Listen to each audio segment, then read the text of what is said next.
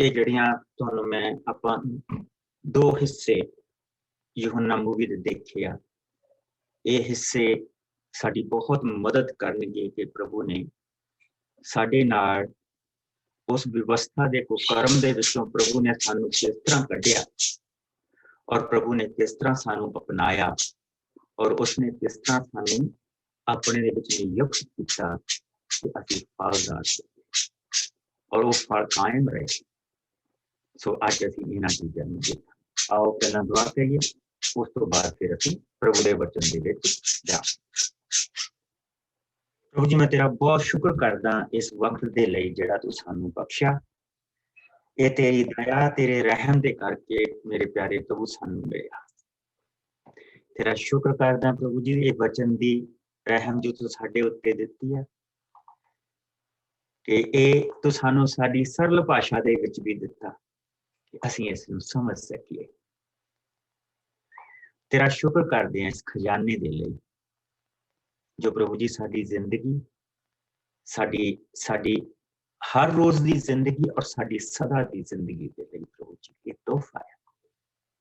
ਅਸੀਂ ਤੇਰਾ ਸ਼ੁਕਰ ਕਰਦੇ ਹਾਂ ਇਸ ਸਮੇਂ ਦੇ ਲਈ ਜੋ ਤੂੰ ਦਿੱਤਾ ਔਰ ਤੇਰਾ ਬਹੁਤ ਧੰਨਵਾਦ ਕਰਦੇ ਪ੍ਰਭੂ ਜੀ ਕਿ ਤੂੰ ਸਾਨੂੰ ਪਵਿੱਤਰ ਆਤਮਾ ਬਖਸ਼ਿਆ ਜੋ ਮੇਰੇ ਪਿਆਰੇ ਪ੍ਰਭੂ ਸਾਨੂੰ ਇਸ ਦੇ ਵਿੱਚ ਮਦਦ ਕਰਦਾ, ਜੋ ਸਾਡਾ ਮਦਦਗਾਰ, ਜੋ ਸਾਡਾ ਸਿੱਖਿਅਕ, ਜੋ ਸਾਨੂੰ ਸਿਖਾਉਂਦਾ, ਜੋ ਸਾਡੇ ਮਨਾਂ ਨੂੰ ਖੋਲਦਾ, ਸਾਡੇ ਦਿਲਾਂ ਨੂੰ ਖੋਲਦਾ ਔਰ ਸਿਖਾਉਂਦਾ ਨਹੀਂ ਪ੍ਰਭੂ ਜੀ, ਇਸ ਨੂੰ ਕਰਨ ਦੀ ਤਾਕਤ ਵੀ ਦਿੱਤਾ ਤਾਂ ਕਿ ਪ੍ਰਭੂ ਜੀ ਅਸੀਂ ਤੇਰੇ ਵਿੱਚ ਹਰ ਰੋਜ਼ ਵੱਧਦੇ ਜਾਈਏ, ਬਣਦੇ ਜਾਈਏ।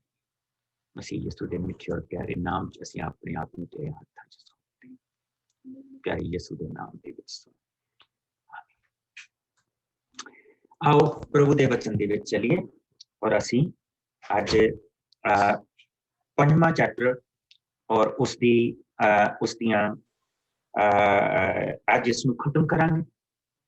ਸੋ ਕੋਈ ਜਣਾ 5ਵਾਂ ਚੈਪਟਰ ਉਸਦੀਆਂ ਪਹਿਲੀਆਂ ਜਿਹੜੀਆਂ 15 ਆਇਤਾਂ ਉਸ ਨੂੰ ਦੁਆਰਾ ਪੜ੍ਹਦੇ ਔਰ ਫਿਰ ਅਸੀਂ ਥੋੜੀ ਜਿਹੀ ਫਾਊਂਡੇਸ਼ਨ ਬਣ ਕੇ ਫਿਰ ਉਸ ਤੋਂ ਅੱਗੇ ਮੈਂ ਪੜ੍ਹ ਦੇਣਾ ਪਾਸਟਰ ਜੀ। ਹਾਂਜੀ, ਬਹੁਤ ਸਾਰਿਆਂ ਨੂੰ ਜੈ ਮਸੀਹ ਦੀ। ਸਫਾ ਹੈਗਾ 344 ਨਵੇਂ ਨੇਮ ਦਾ। ਮਸੀਹੀ ਆਜ਼ਾਦੀ। ਮਸੀਹ ਨੇ ਸਾਨੂੰ ਆਜ਼ਾਦ ਕੀਤਾ ਹੈ ਅਤੇ ਹੁਣ ਅਸੀਂ ਆਜ਼ਾਦ ਹਾਂ। ਇਸ ਲਈ ਸਥਿਰ ਰਹੋ ਅਤੇ ਦੁਬਾਰਾ ਗੁਲਾਮੀ ਦੇ ਜੂਲੇ ਹੇਠਾਂ ਨਾ ਜੁਪੋ। ਧਿਆਨ ਨਾਲ ਸੁਣੋ, ਮੈਂ ਪੌਲੁਸ ਤੁਹਾਨੂੰ ਦੱਸਦਾ ਹਾਂ, ਜੇਕਰ ਤੁਸੀਂ ਸੁੰਨਤ ਕਰਵਾਓਗੇ ਤਾਂ ਤੁਹਾਨੂੰ ਮਸੀਹ ਤੋਂ ਕੋਈ ਲਾਭ ਨਹੀਂ ਹੋਵੇਗਾ। ਇੱਕ ਵਾਰੀ ਫਿਰ ਮੈਂ ਹਰ ਇੱਕ ਸੁੰਨਤ ਕਰਵਾਉਣ ਵਾਲੇ ਨੂੰ ਚੇਤਾਵਨੀ ਦਿੰਦਾ ਹਾਂ, ਉਸ ਲਈ ਵਿਵਸਥਾ ਵਿੱਚ ਲਿਖੀ ਹਰ ਇੱਕ ਗੱਲ ਨੂੰ ਪੂਰਾ ਕਰਨਾ ਜ਼ਰੂਰੀ ਹੈ। ਤੁਸੀਂ ਜੋ ਵਿਵਸਥਾ ਦੁਆਰਾ ਪਰਮੇਸ਼ਰ ਨਾਲ ਆਪਣੇ ਸੰਬੰਧ ਉਚਿਤ ਕਰਨ ਦੀ ਕੋਸ਼ਿਸ਼ ਕਰਦੇ ਹੋ, ਤੁਸੀਂ ਮਸੀਹ ਤੋਂ ਦੂਰ ਹੋ ਚੁੱਕੇ ਹੋ। ਤੁਸੀਂ ਪਰਮੇਸ਼ਰ ਦੀ ਕਿਰਪਾ ਦੇ ਖੇਤਰ ਵਿੱਚੋਂ ਵੀ ਬਾਹਰ ਜਾ ਚੁੱਕੇ ਹੋ। ਜਿੱਥੋਂ ਤੱਕ ਸਾਡਾ ਸਵਾਲ ਹੈ, ਇਹ ਪਵਿੱਤਰ ਆਤਮਾ ਹੈ ਜੋ ਸਾਨੂੰ ਆਸ਼ਾ ਬਣਾਉਂਦਾ ਹੈ ਕਿ ਅਸੀਂ ਵਿਸ਼ਵਾਸ ਦੇ ਦੁਆਰਾ ਪਰਮੇਸ਼ਰ ਨਾਲ ਆਪਣਾ ਉਚਿਤ ਸੰਬੰਧ ਹੋਣ ਦੀ ਆਸ ਰੱਖੀਏ।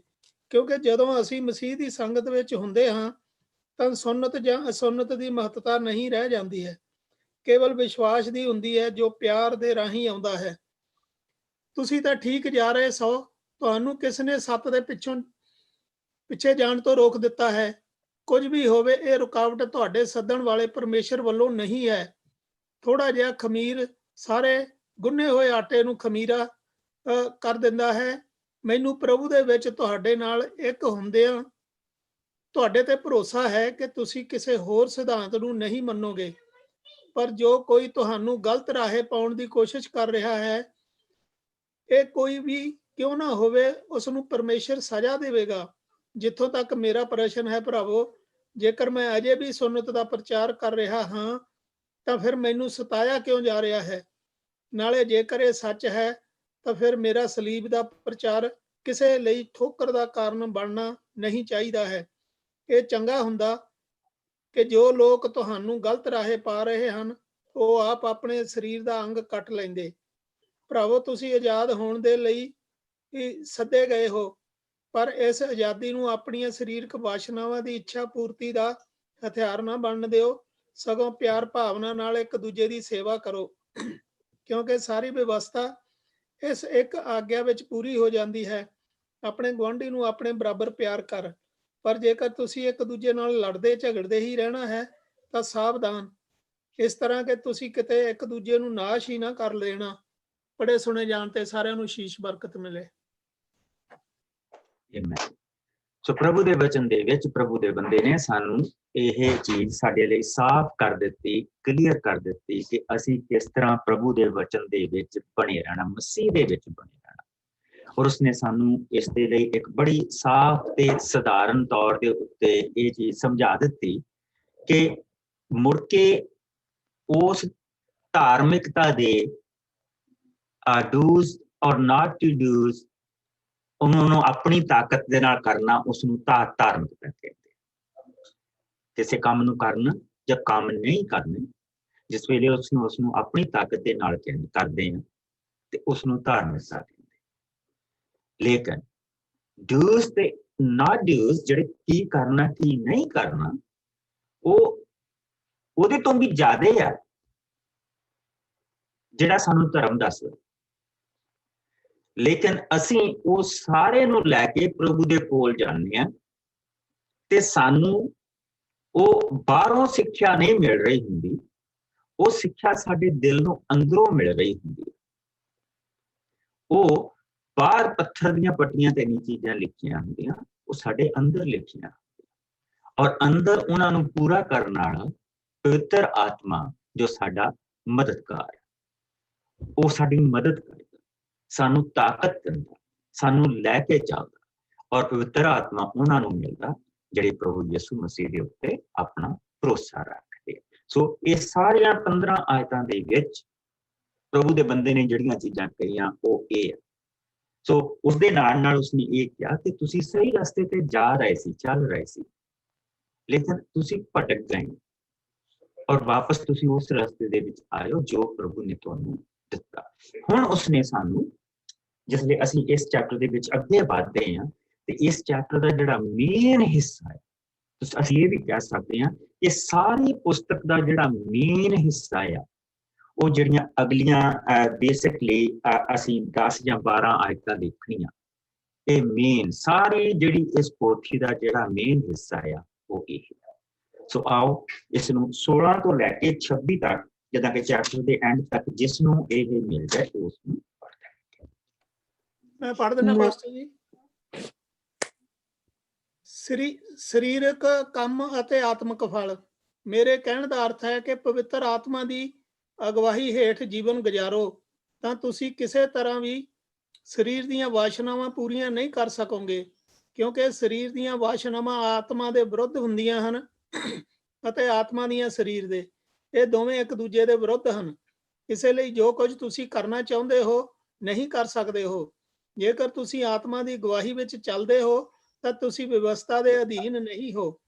ਸਰੀਰ ਦੇ ਕੰਮ ਤਾਂ ਸਾਫ਼ ਪ੍ਰਗਟ ਹਨ: ਵਿਭਚਾਰ, ਅਸ਼ੁੱਧਤਾ, ਗਵਾਰੂਪਨ, ਮੂਰਤੀ ਪੂਜਾ, ਜਾਦੂਗਰੀ, ਵੈਰ, ਝਗੜੇ, ਈਰਖਾ, ਗੁੱਸਾ, ਸਵਾਰਥ, ਮਤਭੇਦ, ਪਾਰਟੀਬਾਜ਼ੀ, ਸਾੜਾ, ਨਸ਼ੇਬਾਜ਼ੀ, ਰੰਗ ਰਲੀਆਂ, ਇਸ ਤਰ੍ਹਾਂ ਦੇ ਹੋਰ ਬੁਰੇ ਕੰਮ।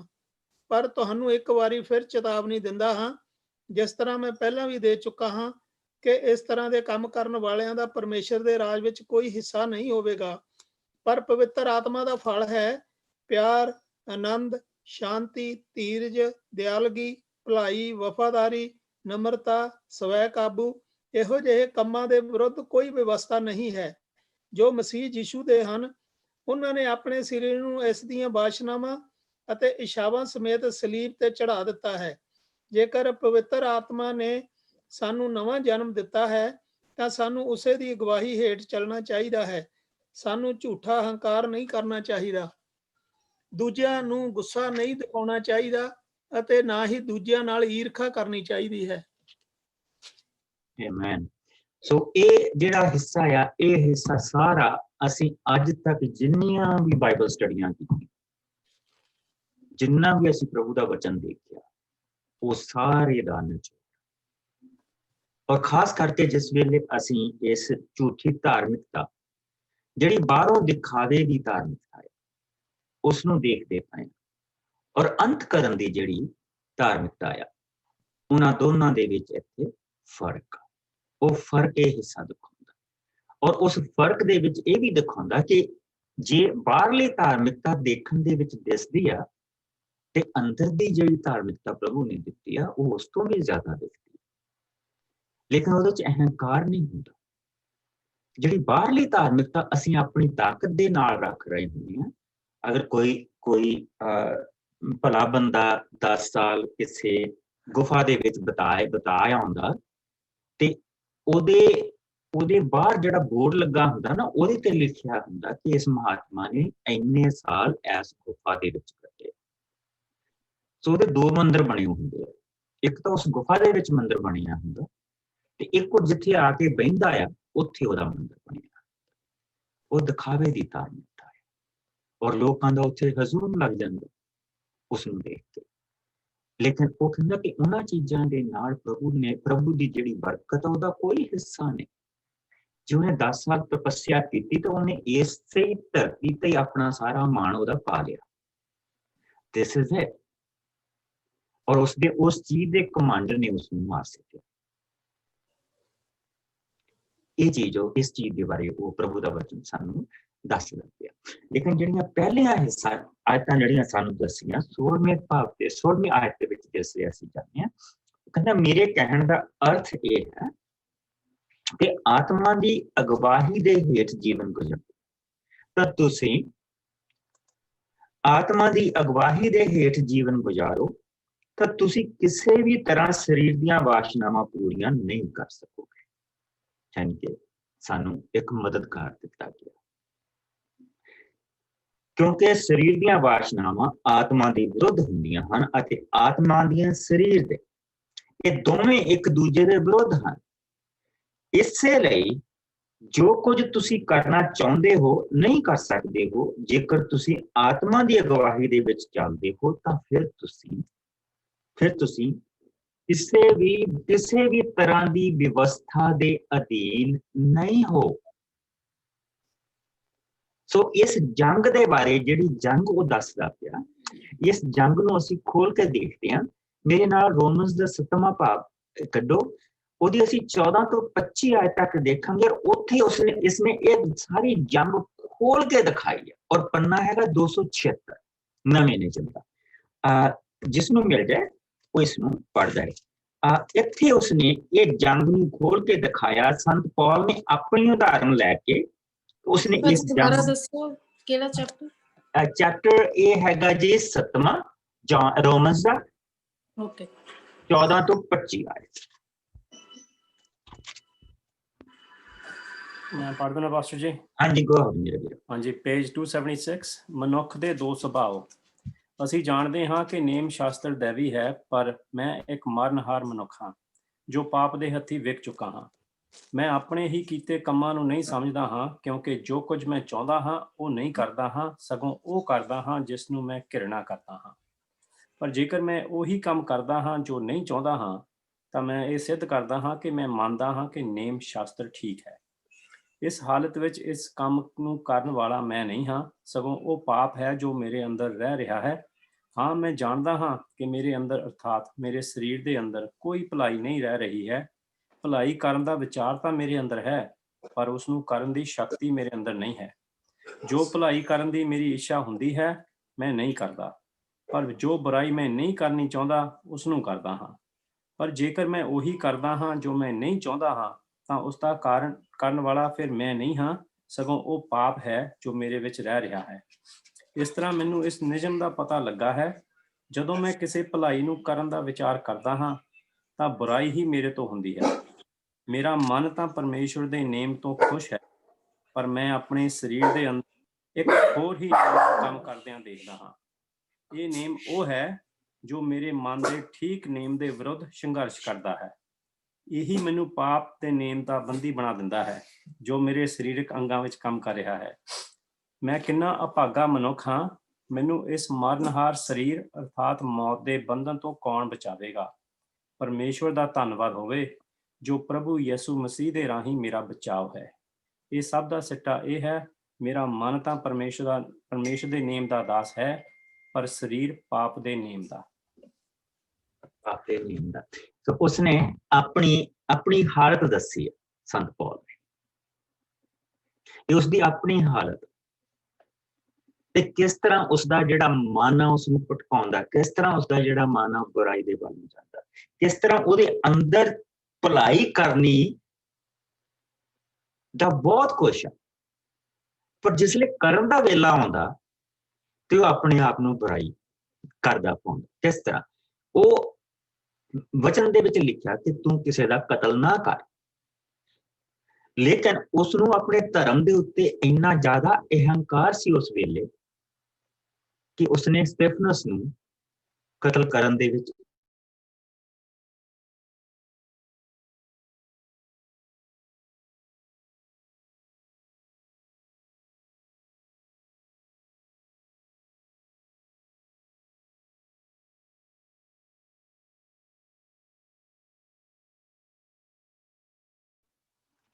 जी रॉकी नूं फोन करके दस देंगे कि बाइबल स्टडी का टाइम फोन ना ਜਾਂ ਉਹਨੂੰ ਇਹ ਦੱਸ ਦੇ ਕਿ 6 ਤੋਂ 7 ਸਾਡੀ ਬਾਈਬਲ ਸਟੱਡੀ ਹੁੰਦੀ ਹੈ ਤੇ ਸਾਨੂੰ ਜਿੱਦਾਂ ਵੀ ਇਹ ਫੋਨ ਕਰਨਾ ਤੇ ਪਹਿਲਾਂ ਕਰ ਲਿਆ ਜਾਂ ਬਾਈਬਲ ਸਟੱਡੀ ਤੇ ਆ ਜਾਓ। ਹਾਂ ਸੋ ਪ੍ਰਭੂ ਦੇ ਵਚਨ ਦੇ ਵਿੱਚ ਜਿਸਲੇ ਅਸੀਂ ਇਹ ਚੀਜ਼ ਦੇਖਦੇ ਹੈਗੇ ਆ ਤੇ ਉਸਨੇ ਸਾਨੂੰ ਇਹ ਦੱਸਿਆ ਕਿ ਜਿਹੜਾ ਮੇਰਾ ਸੁਭਾਅ ਆ, ਮੇਰਾ ਜਿਹੜਾ ਸੁਭਾਅ ਆ ਉਹ ਤਾਂ ਇਸ ਤਰ੍ਹਾਂ ਆ ਕਿ ਮੈਂ ਜਿਹੜਾ ਕੰਮ ਕਰਨਾ ਮੰਗਦਾ ਉਹ ਮੈਨੂੰ ਹੁੰਦਾ ਨਹੀਂ, और जेड़ा मैं करदा आ वो मैं करना मंगदा। सो एक स्ट्रगल चलदी पई है, एक अंदर स्ट्रगल चलदी पई है और वो स्ट्रगल दे विच जित किहदी हुंदी है, कहंदा जित हुंदी है जेड़ा मेरे अंदर पाप बैठा है, जेड़ा मेरे अंदर पाप बैठा, जेड़ा मेरे अंदर पाप बैठा है वो मेरे तो की कराउंदा पिया। हुण असीं उस नूं देखदे हां। मेरे नाल वापस आ जाओ, असीं जिस वेले गलतियां नूं देखदे पए हां, जिहड़ा अंदर पाप बैठा आ वो इन्हां चीज़ां नूं कराउंदा। कहंदा शरीर दे काम तां साफ प्रगट हन, विचार, अशुद्धता, गवारपना, मूर्ति पूजा, जादूगरी, वैर, झगड़े, ईर्खा, गुस्सा, स्वार्थ, मतभेद, पार्टीबाजी, साड़ा, नशेबाजी, रंग रलियां ਅਤੇ ਹੋਰ ਤਰ੍ਹਾਂ ਦੇ बुरे काम। मैं तुहानू एक बारी फिर चेतावनी दिंदा हां, जिस तरह पहला भी दे चुका हां कि इस तरह के काम करने वालियां दा परमेश्वर दे राज दे विच कोई हिस्सा नहीं होवेगा। सो अपने आप नू किदां दे काम करदा भालदा, और असीं सारे बेसिकली असीं जिसले संत पौल दी स्टोरी पढ़दे हां ते ओहदे विच देख सकदे हां, जिसले मैं अपनी स्टोरी पढ़दा मैं अपने विच देख सकदा, और होर भी जिहड़े भैन भरा अपने आप दे नाल अगर असीं ऑनेस्ट हां ਅਸੀਂ ਇਹ ਚੀਜ਼ਾਂ ਦੇਖ ਸਕਦੇ ਔਰ ਇਹ ਅੰਤ ਕਰਨ ਦਾ ਹਾਲ। ਤੇ ਲੇਕਿਨ ਅਖੀਰ ਦੇ ਵਿੱਚ ਉਸਨੇ ਇੱਕ ਚੀਜ਼ ਕਹੀ ਕਿ ਪ੍ਰਭੂ ਯਿਸੂ ਮਸੀਹ ਦਾ ਪਰਮੇਸ਼ਵਰ ਦਾ ਸ਼ੁਕਰ ਉਹ ਕਰਦਾ ਪਿਆ, ਪ੍ਰਭੂ ਯਿਸੂ ਮਸੀਹ ਜੋ ਉਸਨੂੰ ਪ੍ਰਭੂ ਨੇ ਬਖਸ਼ਿਆ, ਜੋ ਪ੍ਰਭੂ ਨੇ ਇਹ अपना पुत्र दे के एक रहम की। सो फिर प्रभु यीशु मसीह ने की कुछ किया,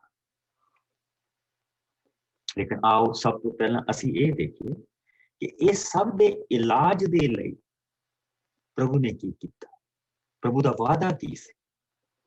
मेरे नाल तुसी 1299 पेज दे उत्ते आ जाओ, पुराने नियम दा अज़िकियल दा असीं 34वां भाव देखांगे, नहीं सॉरी 36वां भाव देखांगे, 1292 पन्ना माफ करना, असीं 36वां भाव देखांगे, उसदी 16 आयत तो लैके 23 आयत तक पहला पढ़ांगे, और उसदे विच प्रभु ने वो सारियां चीज़ां जो असीं अज़िकियल दी जिंदगी दे विच देखदे पए हां उसने वो सारियां चीज़ां उत्ते दिखाई। जिस वेले असीं 36वें भाव दे विच आउने आ, इहदी 16 तो लैके 1292 पेज आ, और कोई जाना इसदी 16 तो लैके 23 आयत तक पहला पढ़ दे। हाँ जी पास्टर जी मैं पढ़ दिंदी हूं। हाँ जी गो अहेड मेरी बात। इजराइल दा नवां जीवन। प्रभु ने मैनूं कहा ਮਾਨਵ ਪੁੱਤਰ, ਜਦੋਂ ਇਜ਼ਰਾਈਲੀ ਲੋਕ ਆਪਣੀ ਧਰਤੀ ਉੱਤੇ ਰਹਿੰਦੇ ਸਨ ਤਾਂ ਉਹਨਾਂ ਨੇ ਇਸੇ ਨੂੰ ਆਪਣੇ ਬੁਰੇ ਕੰਮਾਂ ਦੁਆਰਾ ਭ੍ਰਸ਼ਟ ਕੀਤਾ ਸੀ। ਉਹਨਾਂ ਦਾ ਜੀਵਨ ਮੇਰੇ ਸਾਹਮਣੇ ਉਸ ਔਰਤ ਵਾਂਗ ਅਸ਼ੁੱਧ ਸੀ ਜੋ ਰੀਤ ਅਨੁਸਾਰ ਅਸ਼ੁੱਧ ਹੋਵੇ। ਮੈਂ ਉਹਨਾਂ ਉੱਤੇ ਆਪਣੇ ਗੁੱਸੇ ਦੇ ਜ਼ੋਰ ਨੂੰ ਪ੍ਰਗਟ ਹੋਣ ਦਿੱਤਾ, ਕਿਉਂਕਿ ਉਹਨਾਂ ਨੇ ਆਪਣੀ ਧਰਤੀ ਉੱਤੇ ਬਹੁਤ ਲਹੂ ਬਹਾਇਆ ਸੀ ਅਤੇ ਉਸ ਨੂੰ ਬੁੱਤ ਪੂਜਾ ਨਾਲ ਭ੍ਰਸ਼ਟ ਕੀਤਾ ਸੀ। ਇਸ ਲਈ ਮੈਂ ਉਹਨਾਂ ਦੇ ਕੀਤੇ ਸਜ਼ਾ ਦਿੱਤੀ ਅਤੇ ਉਹਨਾਂ ਨੂੰ ਪਰਾਏ ਦੇਸ਼ਾਂ ਵਿੱਚ ਖਿਲਾ ਦਿੱਤਾ। ਉਹ ਜਿੱਥੇ ਕਿਤੇ ਵੀ ਗਏ ਉਹਨਾਂ ਬਾਰੇ ਕਹਿੰਦੇ ਸਨ, ਇਹਨਾਂ ਲੋਕਾਂ ਨੂੰ ਉਹ ਧਰਤੀ ਛੱਡਣੀ ਪਈ ਹੈ ਜੋ ਇਹਨਾਂ ਦੇ ਪਰਮੇਸ਼ਰ ਨੇ ਇਹਨਾਂ ਨੂੰ ਦਿੱਤੀ ਸੀ। ਇਸ ਕਾਰਨ ਮੈਨੂੰ ਆਪਣੇ ਪਵਿੱਤਰ ਨਾਂ ਦੀ ਚਿੰਤਾ ਹੋਈ, ਕਿਉਂਕਿ ਇਜ਼ਰਾਈਲੀ ਜਿੱਥੇ ਵੀ ਜਾਂਦੇ ਸਨ ਮੇਰੇ ਨਾਂ ਦਾ ਅਪਮਾਨ ਕਰਦੇ ਸਨ। ਇਸ ਲਈ ਤੂੰ ਇਜ਼ਰਾਈਲੀ ਲੋਕਾਂ ਨੂੰ ਇਹ ਸੰਦੇਸ਼ ਦੇ ਜੋ ਮੈਂ ਪ੍ਰਭੂ ਪਰਮੇਸ਼ਰ ਉਹਨਾਂ ਨੂੰ ਦੇ ਰਿਹਾ ਹਾਂ। ਜੋ ਮੈਂ ਕਰਨ ਚਾਹ ਰਿਹਾ ਹਾਂ ਉਹ ਇਜ਼ਰਾਈਲੀ ਲੋਕਾਂ ਲਈ ਨਹੀਂ ਹੈ, ਸਗੋਂ ਮੈਂ ਆਪਣੇ ਪਵਿੱਤਰ ਨਾਂ ਲਈ ਕਰ ਰਿਹਾ ਹਾਂ, ਜਿਸ ਨੂੰ ਤੁਸੀਂ ਹਰ ਦੇਸ਼ ਵਿੱਚ ਅਪਮਾਨਿਤ ਕੀਤਾ ਜਿੱਥੇ ਵੀ ਤੁਸੀਂ ਗਏ ਸੋ। ਜਦੋਂ ਮੈਂ ਉਸ ਦੀ ਪਵਿੱਤਰਤਾ ਨੂੰ ਕੌਮਾਂ ਉੱਤੇ ਪ੍ਰਗਟ ਕਰਾਂਗਾ ਜਿਸ ਨੂੰ ਤੁਸੀਂ ਅਪਮਾਨਿਤ ਕੀਤਾ ਸੀ, ਤਾਂ ਉਹ ਜਾਣਨਗੇ ਕਿ ਮੈਂ ਪ੍ਰਭੂ ਹਾਂ। ਮੈਂ ਪ੍ਰਭੂ ਪਰਮੇਸ਼ਰ ਨੇ ਇਹ ਕਿਹਾ ਹੈ, ਮੈਂ ਤੁਹਾਡੀ ਵਰਤੋਂ ਉਹਨਾਂ ਲੋਕਾਂ ਸਾਹਮਣੇ ਇਹ ਪ੍ਰਗਟ ਕਰਨ ਲਈ ਕਰਾਂਗਾ ਕਿ ਮੈਂ ਪਵਿੱਤਰ ਹਾਂ। ਤੁਸੀਂ ਇੱਥੇ ਇੱਕ ਚੀਜ਼ ਦੇਖ ਸਕਦੇ ਹੋ ਕਿ ਜਿਹੜਾ ਅਸੀਂ ਸਰੀਰ ਦੇ ਕੰਮਾਂ ਦੀਆਂ ਸਾਰੀਆਂ ਚੀਜ਼ਾਂ ਪੜ੍ਹੀਆਂ ਆ, ਉਹ ਬੇਸਿਕਲੀ ਇੱਥੇ ਪ੍ਰਭੂ ਉਹਨਾਂ ਨੂੰ ਦਿਖਾਉਂਦਾ ਪਿਆ ਕਿ ਤੁਸੀਂ ਜਿੱਥੇ ਕਿਤੇ ਵੀ ਗਏ ਤੁਹਾਡੀਆਂ ਕੰਮਾਂ ਦੇ ਕਾਰਨ ਮੇਰੇ ਨਾਮ ਦੀ ਬੇਇੱਜ਼ਤੀ ਹੋਈ। ਸਾਰੀਆਂ ਆਲੇ ਦੁਆਲੇ ਦੀਆਂ ਕੌਮਾਂ ਜਾਣਦੀਆਂ ਸੀ ਕਿ ਇਜ਼ਰਾਈਲੀ ਲੋਕ ਕੌਣ, ਕਿਉਂਕਿ ਇਜ਼ਰਾਈਲੀ ਲੋਕ ਇੱਕ ਐਸੇ ਲੋਕ ਸੀ ਜਿਹੜੇ ਇੱਕ ਪਰਮੇਸ਼ਰ ਦੀ ਉਪਾਸਨਾ ਕਰਦੇ ਸੀ। ਬਾਕੀ ਜਿੰਨੀਆਂ ਵੀ ਆਲੇ ਦੁਆਲੇ ਦੀਆਂ ਕੌਮਾਂ ਸੀਗੀਆਂ ਸਾਰਿਆਂ ਦੇ ਮਲਟੀਪਲ ਗॉड ਸੀ, ਦੇਵੀਆਂ ਸੀਗੀਆਂ, ਦੇਵਤੇ ਸੀਗੇ ਜਿਨ੍ਹਾਂ ਦੀ ਉਹ ਪੂਜਾ ਕਰਦੇ ਸੀ। ਲੇਕਿਨ ਫਿਰ ਉਹ ਜਿਸ ਲਈ ਪੁੱਛਦੇ ਸੀ ਵੀ ਆਹ ਜਿਹੜੇ ਵਿਲੱਖਣ ਨਮੂਨੇ ਆ ਇਹ ਕਿੱਥੋਂ ਆਏ ਆ, ਤਾਂ ਫਿਰ ਉਹ ਕਹਿੰਦੇ ਸੀਗੇ ਕਿ ਨਹੀਂ, ਬਹੁਤ ਸਮਾਂ ਪਹਿਲਾਂ ਇਹਨਾਂ ਦੇ ਪ੍ਰਭੂ ਨੇ ਇਹਨਾਂ ਨੂੰ ਮਿਸਰ ਦੇਸ਼ ਚੋਂ ਕੱਢ ਕੇ ਲਿਆਇਆ ਸੀ ਤੇ ਉਸਨੇ ਲਿਆ ਕੇ ਇਸ ਦੇਸ਼ ਦੇ ਵਿੱਚ ਇਹਨਾਂ ਨੂੰ ਵਸਾਇਆ ਸੀ। ਇਸ ਦੇਸ਼ ਵਿੱਚ ਉਹਨੇ ਆ ਕੇ ਇਹਨਾਂ ਨੂੰ ਜਿੱਤਾਂ ਦਿੱਤੀਆਂ ਸੀ ਤੇ ਫਿਰ ਇਹਨਾਂ ਨੇ ਇਹ ਦੇਸ਼ ਇੱਥੇ ਆ ਕੇ ਇਹਨਾਂ ਨੇ ਇਸ ਦੇਸ਼ ਤੇ ਕਬਜ਼ਾ ਕੀਤਾ ਸੀ। ਲੋਕ ਇਸ ਚੀਜ਼ ਨੂੰ ਜਾਣਦੇ ਸੀ। ਲੇਕਿਨ ਹੁਣ ਉਹ ਜਿਸਲੇ ਜਾ ਰਹੇ ਆ ਤਾਂ ਉਹੀ ਲੋਕ ਕਹਿ ਰਹੇ ਆ ਕਿ ਇਹ ਲੋਕ ਉਹ ਲੋਕ ਆ ਜਿਨ੍ਹਾਂ ਨੂੰ ਇਹਨਾਂ ਦੇ ਪਰਮੇਸ਼ਰ ਨੇ ਇਹਨਾਂ ਨੂੰ ਜਿਹੜਾ ਦੇਸ਼ ਦਿੱਤਾ ਸੀ ਉੱਥੋਂ ਕੱਢ ਦਿੱਤਾ। ਔਰ ਪ੍ਰਭੂ ਇਹ ਕਹਿ ਰਿਹਾ ਕਿ ਇਹ ਸਭ ਕੁਝ ਜਿਸਲੇ ਮੈਂ ਦੇਖਦਾ ਪਿਆ ਤੇ ਮੈਨੂੰ ਇਸ ਤਰ੍ਹਾਂ ਲੱਗਦਾ ਪਿਆ ਕਿ ਇਹਦੇ ਨਾਲ ਮੇਰੇ ਨਾਂ ਦੀ, ਮੇਰੇ ਪਵਿੱਤਰ ਨਾਮ ਨੂੰ ਚੋਟ ਪਹੁੰਚਦੀ ਪਈ, ਤੁਹਾਡਾ ਕੁਝ ਨਹੀਂ ਹੁੰਦਾ। ਸੋ ਮੈਂ ਆਪਣੇ ਨਾਮ ਦੀ ਖਾਤਰ ਕੁਝ ਕਰਾਂ। ਇਹਦਾ ਮਤਲਬ ਇਜ਼ਰਾਈਲੀਆਂ ਨੇ ਕੋਈ ਗੁੱਡ ਕੰਮ ਨਹੀਂ ਕੀਤਾ। ਫਿਰ ਵੀ ਹੁਣ ਜੋ ਕੁਝ ਪ੍ਰਭੂ ਨੇ ਗਾਂ ਕਰਨਾ ਉਸਨੇ ਆਪਣੇ ਨਾਮ ਦੀ ਖਾਤਰ ਕਰਨਾ। ਕਿਉਂ? ਕਿਉਂਕਿ ਅਸੀਂ ਕਈ ਵਾਰੀ ਜ਼ਬੂਰ ਦੀਆਂ ਆਇਤਾਂ ਜਿਸਲੇ ਅਸੀਂ ਭਜਨ ਪੜ੍ਹਦੇ ਹਾਂ ਤਾਂ ਉਹਨਾਂ ਦੀਆਂ ਬਹੁਤ ਸਾਰੀਆਂ ਆਇਤਾਂ ਨੂੰ ਅਸੀਂ ਦਵਾ-ਦਵ ਪੜ੍ਹ ਜਾਂਦੇ ਕਿਉਂਕਿ ਸਾਨੂੰ ਉਹ ਭਜਨ ਮੂੰਹ ਚੋਂ ਨਹੀਂ ਚੇਤੇ ਹੋ ਜਾਂਦੇ। ਮੂੰਹ ਚੋਂ ਨਹੀਂ ਚੇਤੇ ਹੋਣ ਦੀ ਸਭ ਤੋਂ ਵੱਡੀ ਕਠਿਨਾਈ ਇਹ ਹੁੰਦੀ ਆ ਕਿ ਅਸੀਂ ਉਹਦੇ ਵਿੱਚ ਭਜਨ ਦੇ ਵਿੱਚ ਜਿਹੜੀ ਗੱਲ ਕਹੀ ਗਈ ਹੁੰਦੀ ਹੈ ਨਾ, ਅਸੀਂ ਉਸ ਦੇ ਉੱਤੇ ਇੰਨਾ ਵਜਨ ਨਹੀਂ ਦਿੰਦੇ। ਹੁਣ ਜਿਸ ਲਈ ਅਸੀਂ ਸਾਮ 23 ਪੜ੍ਹਦੇ ਹਾਂ, ਆਪਣਾ ਹੱਥ ਇੱਥੇ ਰੱਖਿਓ, ਗਵਾਇਓ ਨਾ ਇਸ ਹਿੱਸੇ ਨੂੰ, 36ਵੇਂ ਚੈਪਟਰ ਨੂੰ। ਮੇਰੇ ਨਾਲ ਏਦਾਂ ਹੀ ਸਾਮ 23 ਦੇ ਵਿੱਚ ਆ ਜਾਓ, ਮੈਂ ਉੱਥੇ ਲੈ ਕੇ ਤੁਹਾਨੂੰ ਜਾਣਾ ਮੰਗਦਾ ਤਾਂ ਕਿ ਅਸੀਂ ਉਹਦੀਆਂ ਵਰਸਾਂ ਦੇ ਉੱਤੇ, ਖਾਸ ਕਰਕੇ ਇੱਕ ਵਰਸ ਦੇ ਉੱਤੇ ਧਿਆਨ ਦੇ ਸਕੀਏ ਕਿ ਪ੍ਰਭੂ ਦਾ ਸਾਡੇ ਨਾਲ ਜਿਹੜਾ ਰਿਸ਼ਤਾ ਆ ਉਹ ਕੀ ਆ। ਜਿੱਦਾਂ ਹੀ ਇਹ ਸਾਮ ਸ਼ੁਰੂ ਹੁੰਦਾ ਤੇ ਸਾਮ ਦੇ ਸ਼ੁਰੂ ਦੇ ਵਿੱਚ ਜਿੱਦਾਂ ਅਸੀਂ ਪਹਿਲਾਂ ਦੇਖਿਆ ਸੀ ਕਿ ਪ੍ਰਭੂ ਦੇ ਬੰਦੇ ਨੇ ਇੱਕੋ ਹੀ ਕੰਮ ਕੀਤਾ। ਉਸਨੇ ਇੱਕੋ ਹੀ ਕੰਮ ਕੀਤਾ, ਉਸਨੇ ਪ੍ਰਭੂ ਨੂੰ ਆਪਣਾ ਚਰਵਾਹਾ ਕਹਿ ਕੇ ਮੰਨਿਆ ਔਰ ਉਸਨੇ ਆਪਣੇ ਨਾਂ ਦੀ ਖਾਤਰ ਜੋ ਯਹੂਦਾ ਦਾ ਸ਼ੇਰ ਸਾਰਾ ਕੁਝ ਜੋ ਸੀਗਾ ਉਹਨਾਂ ਨੂੰ ਕਿਹਾ ਜਾਂਦਾ ਸੀ, ਉਸਨੇ ਉਹ ਸਾਰਾ ਕੁਝ ਲਾ ਕੇ ਪਰਾਂ ਰੱਖ ਦਿੱਤਾ ਔਰ ਆਪਣੇ ਆਪ ਨੂੰ ਇੱਕ ਭੇਡ ਬਣਾ, ਯਾਨੀ ਕਿ ਨਮਰਤਾ ਦੇ ਵਿੱਚ ਆ ਨਮਰ ਹੋ ਕੇ ਉਸਨੇ ਆਪਣੇ ਆਪ ਨੂੰ ਪ੍ਰਭੂ ਦੇ ਹੱਥਾਂ ਦੇ ਵਿੱਚ ਦੇ ਦਿੱਤਾ। ਔਰ ਜਿਸ ਲਈ ਉਸਨੇ ਨਮਰ ਹੋ ਕੇ ਪ੍ਰਭੂ ਦੇ ਹੱਥਾਂ ਦੇ ਵਿੱਚ ਦੇ ਦਿੱਤਾ ਤੇ ਫਿਰ ਉਹ ਬਾਕੀ ਦੀਆਂ ਜਿਹੜੇ ਪ੍ਰਭੂ ਦੇ ਵਾਅਦੇ ਆ ਉਹ ਸਾਨੂੰ ਦੱਸਦਾ ਪਿਆ ਤੇ ਉਹ ਮੈਨੂੰ प्रभु मेरा चरवाहा है, मैनू किसी चीज की थोड़ नहीं होगी। ਉਹ ਮੈਨੂੰ ਹਰੀਆਂ ਹਰੀਆਂ ਚਰਾਗਾਹਾਂ ਦੇ ਵਿੱਚ ਬਿਠਾਉਂਦਾ ਹੈ। ਇੱਥੇ ਇਹ ਨਹੀਂ ਲਿਖਿਆ ਕਿ ਬਿਠਾਏਗਾ, ਬਿਠਾਉਂਦਾ ਹੈ। ਉਹ ਮੈਨੂੰ ਸੁਖਦਾਇਕ ਪਾਣੀਆਂ ਦੇ ਕੋਲ ਲੈ ਕੇ ਜਾਂਦਾ ਹੈ। ਉਹ ਮੇਰੇ ਮਨ ਨੂੰ ਤਾਜ਼ਾ ਕਰਦਾ ਹੈ। ਉਹ ਆਪਣੇ ਨਾਂ ਦੀ ਖਾਤਰ ਮੈਨੂੰ ਠੀਕ ਰਾਹਾਂ ਤੇ ਚਲਾਉਂਦਾ। अगर असी जरा क सोचिए पिछे जिथों असी आए, असी अगर किसी का अगर कोई डंगर खेत दे विच आके वड़ जांदा सी, असी डंगर दा कसूर नहीं सी कढ़दे, मालक दा कसूर कढ़दे। मालक जिहड़ा ओहदा मालक आ, ओहदा कसूर निकलदा सी। इस करके वो कहता, प्रभु ने इत्थे कहा कि अपने नां दी मैनू फिक्र, क्योंकि मैं पवित्र। तो फिर प्रभु ने की किया, अगर असी 24वीं आयत तो अगे देखते हैं, कहता मैं तुहानू हर धरती तो अपने देश तो वापस तुहाडी धरती उत्ते लियावांगा। मैं तुहाडे उत्ते पवित्र पानी छिड़क के तुहानू तुहाडे सब बुतां अते बाकी दीयां चीजां जिन्हां तुहानू अशुद्ध कीता है शुद्ध करांगा। मैं तुहानू नवां मन अते दिल देवांगा। मैं तुहाडा पत्थर वर्गा दिल कढ के उस दी थां आग्याकारी दिल पा देवांगा। मैं तुहाडे अंदर अपना आत्मा घल्लांगा तां जो तुसीं मेरियां तुहानू दित्तियां विधियां अते नियमां दी पालना करो। तद तुसी उस धरती उत्ते रहोगे जो मैं तुहाडे पुरखियां नू दित्ती सी। तुसी मेरे लोक होवोगे, मैं तुहाडा परमेश्वर होवांगा। मैं तुहानू हर तरह की चीज तो बचावांगा जो तुहानू अशुद्ध करती है। मैं तुहाडी फसल नू संघना करांगा जो तुहानू अगे तो अकाल दा मुंह ना देखना पए। मैं तुहाडे रुखां खेतां नू फलदार करांगा कि तुहानू अकाल दा सामना करके भी दूजियां कौमां दे सामने शर्मिंदा ना होना पए। तद तुसी अपनी दुष्टता दे कीते अपराध नू याद करोगे। तुसी अपने पापां ते बुराई दे कारण अपने आप नू घिरना करोगे।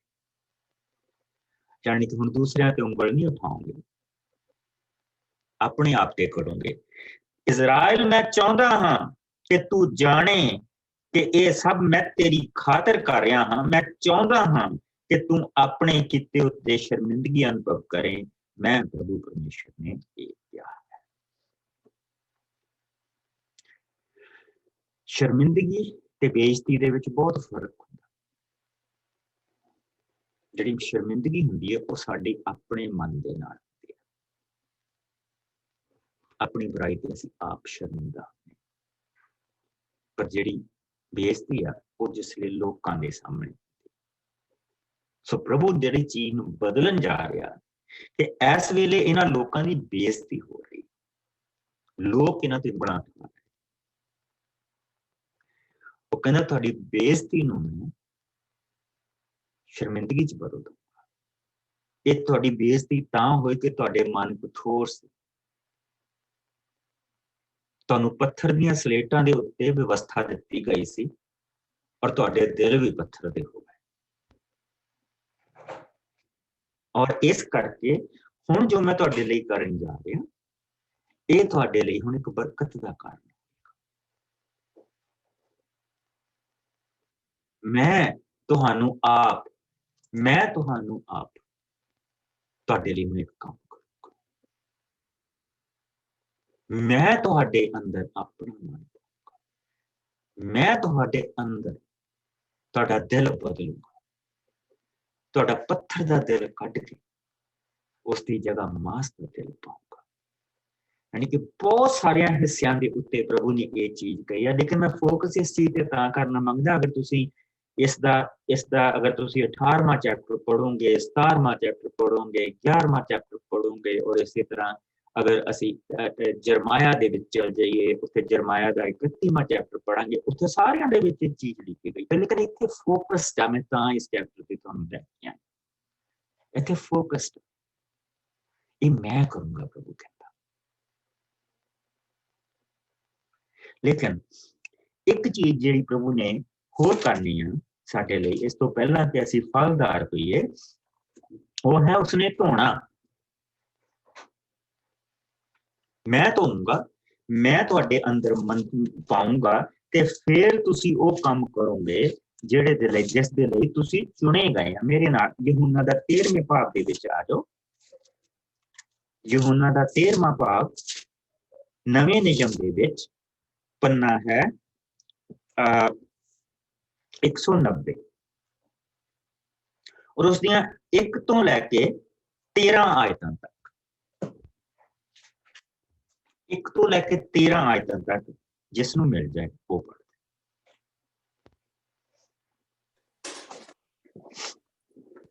ਮੈਂ ਪੜ੍ਹਦੀ। ਚੇਲਿਆਂ ਦੇ ਪੈਰ ਧੋਣੇ। ਪਸਾਹ ਦੇ ਤਿਉਹਾਰ ਦੇ ਪਹਿਲਾਂ ਯਿਸੂ ਨੇ ਇਹ ਜਾਣ ਕੇ ਕਿ ਉਹ ਘੜੀ ਆ ਪਹੁੰਚੀ ਹੈ ਜਦੋਂ ਕਿ ਉਹਨਾਂ ਨੂੰ ਇਸ ਦੁਨੀਆ ਵਿੱਚ ਛੱਡ ਕੇ ਪਿਤਾ ਦੇ ਕੋਲ ਜਾਣਾ ਹੈ, ਆਪਣਿਆਂ ਜਿਨ੍ਹਾਂ ਨੂੰ ਉਸਨੇ ਸਦਾ ਪਿਆਰ ਕੀਤਾ ਅਤੇ ਜਿਹੜੇ ਇਸ ਸੰਸਾਰ ਦੇ ਵਿੱਚ ਸਨ, ਅੰਤ ਤੱਕ ਪਿਆਰ ਕੀਤਾ। ਯਿਸੂ ਅਤੇ ਉਹਨਾਂ ਦੇ ਚੇਲੇ ਭੋਜਨ ਕਰ ਰਹੇ ਸਨ। ਸ਼ੈਤਾਨ ਪਹਿਲਾਂ ਹੀ ਸ਼ਿਮਓਨ ਦੇ ਪੁੱਤਰ ਯਹੂਦਾ ਇਸਕਰਿਓਤੀ ਦੇ ਮਨ ਵਿੱਚ ਇਹ ਵਿਚਾਰ ਪਾ ਚੁੱਕਿਆ ਸੀ ਕਿ ਉਹ ਯਿਸੂ ਨੂੰ ਫੜਵਾਏ, ਇਹ ਜਾਣਦੇ ਹੋਏ ਕਿ ਪਿਤਾ ਨੇ ਸਭ ਕੁਝ ਉਹਨਾਂ ਦੇ ਹੱਥ ਵਿੱਚ ਸੌਂਪ ਦਿੱਤਾ ਹੈ ਅਤੇ ਉਹ ਪਰਮੇਸ਼ਰ ਕੋਲੋਂ ਆਏ ਹਨ ਅਤੇ ਪਰਮੇਸ਼ਰ ਕੋਲ ਹੀ ਵਾਪਸ ਜਾ ਰਹੇ ਹਨ। ਉਹਨਾਂ ਨੇ ਭੋਜਨ ਤੋਂ ਉੱਠ ਕੇ ਆਪਣੇ ਬਾਹਰੀ ਕੱਪੜੇ ਉਤਾਰ ਦਿੱਤੇ ਅਤੇ ਇੱਕ ਪਰਨਾ ਲੈ ਕੇ ਆਪਣੇ ਲੱਕ ਦੁਆਲੇ ਬੰਨ੍ਹ ਲਿਆ। ਫਿਰ ਉਹਨਾਂ ਨੇ ਇੱਕ ਭਾਂਡੇ ਵਿੱਚ ਪਾਣੀ ਪਾਇਆ ਅਤੇ ਆਪਣੇ ਚੇਲਿਆਂ ਦੇ ਪੈਰ ਧੋਣੇ ਸ਼ੁਰੂ ਕਰ ਦਿੱਤੇ ਅਤੇ ਨਾਲ ਹੀ ਲੱਕ ਦੁਆਲੇ ਬੰਨੇ ਪਰਨੇ ਨਾਲ ਪੈਰਾਂ ਨੂੰ ਪੂੰਝਣ ਲੱਗੇ। ਜਦੋਂ ਉਹ ਸ਼ਿਮਓਨ ਪਤਰਸ ਕੋਲ ਪਹੁੰਚੇ ਤਾਂ ਉਸਨੇ ਯਿਸੂ ਨੂੰ ਕਿਹਾ, ਕੀ ਤੁਸੀਂ ਮੇਰੇ ਪੈਰ ਧੋਵੋਗੇ ਪ੍ਰਭੂ ਜੀ? ਯਿਸੂ ਨੇ ਉਸ ਨੂੰ ਉੱਤਰ ਦਿੱਤਾ, ਮੈਂ ਜੋ ਕੁਝ ਵੀ ਕਰ ਰਿਹਾ ਹਾਂ ਤੂੰ ਇਸ ਵੇਲੇ ਸਮਝ ਨਹੀਂ ਸਕਦਾ, ਪਰ ਪਿੱਛੋਂ ਸਮਝ ਜਾਵੇਗਾ। ਪਤਰਸ ਨੇ ਉਹਨਾਂ ਨੂੰ ਕਿਹਾ, ਤੁਸੀਂ ਮੇਰੇ ਪੈਰ ਕਦੀ ਵੀ ਨਹੀਂ ਧੋਵੋਗੇ। ਉਹਨਾਂ ਨੇ ਉੱਤਰ ਦਿੱਤਾ, ਜੇਕਰ ਤੈਨੂੰ ਮੈਂ ਨਾ ਧੋਵਾਂ ਤਾਂ ਮੇਰਾ ਤੇਰੇ ਨਾਲ ਕੋਈ ਵੀ ਰਿਸ਼ਤਾ ਨਹੀਂ ਹੈ। ਇਸ ਉੱਤੇ ਸ਼ਿਮਓਨ ਪਤਰਸ ਨੇ ਯਿਸੂ ਨੂੰ ਕਿਹਾ, ਫਿਰ ਤਾਂ ਪ੍ਰਭੂ ਜੀ ਮੇਰੇ ਪੈਰ ਨਹੀਂ ਸਗੋਂ ਹੱਥ ਅਤੇ ਸਿਰ ਵੀ ਧੋ ਦੇਵੋ। ਯਿਸੂ ਨੇ ਉਸਨੂੰ ਕਿਹਾ, ਜੋ ਆਦਮੀ ਨਹਾ ਚੁੱਕਾ ਹੈ ਉਸਨੂੰ ਪੈਰਾਂ ਤੋਂ ਛੁੱਟ ਹੋਰ ਕੁਝ ਧੋਣ ਦੀ ਜ਼ਰੂਰਤ ਨਹੀਂ ਹੈ। ਉਹ ਸਾਰੇ ਦਾ ਸਾਰਾ ਸ਼ੁੱਧ ਹੈ। ਤੁਸੀਂ ਸ਼ੁੱਧ ਹੋ ਪਰ ਸਾਰੇ ਨਹੀਂ। ਯਿਸੂ ਆਪਣੇ ਫੜਵਾਉਣ ਵਾਲੇ ਨੂੰ ਜਾਣਦੇ ਸਨ, ਇਸੇ ਲਈ ਉਹਨਾਂ ਨੇ ਕਿਹਾ, ਤੁਸੀਂ ਸਾਰੇ ਦੇ ਸਾਰੇ ਸ਼ੁੱਧ ਨਹੀਂ ਹੋ। ਜਦੋਂ ਯਿਸੂ ਉਹਨਾਂ ਦੇ ਪੈਰ ਧੋ ਚੁੱਕੇ ਤਾਂ ਉਹਨਾਂ ਆਪਣੇ ਬਾਹਰੀ ਕੱਪੜੇ ਪਾ ਲਏ ਅਤੇ ਫਿਰ ਆਪਣੀ ਥਾਂ ਉੱਤੇ ਆ ਕੇ ਬੈਠ ਗਏ। ਉਹਨਾਂ ਨੇ ਚੇਲਿਆਂ ਨੂੰ ਕਿਹਾ, ਕੀ ਤੁਸੀਂ ਜਾਣਦੇ ਹੋ ਕਿ ਮੈਂ ਤੁਹਾਡੇ ਨਾਲ ਕੀ ਕੀਤਾ ਹੈ?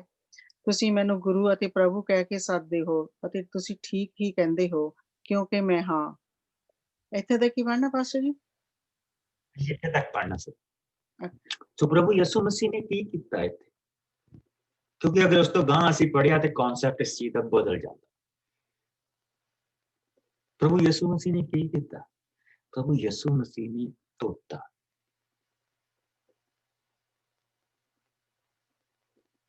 ਵੀ ਪ੍ਰਭੂ ਯਿਸੂ ਮਸੀਹ ਨੂੰ ਕਰਨ ਦੀ ਜ਼ਰੂਰਤ ਸੀ, ਉਹ ਪ੍ਰਭੂ ਸੀਗੇ। ਹਾਂ, ਜ਼ਰੂਰਤ ਸੀਗੀ।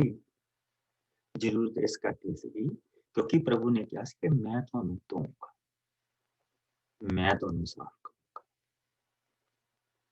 ਤਾਂ ਫਿਰ ਤੁਸੀਂ ਮੇਰੇ ਦਿੱਤੇ ਹੋਏ ਆਤਮਾ ਦੇ ਵਿੱਚ ਵੱਧ ਸਕੋਗੇ।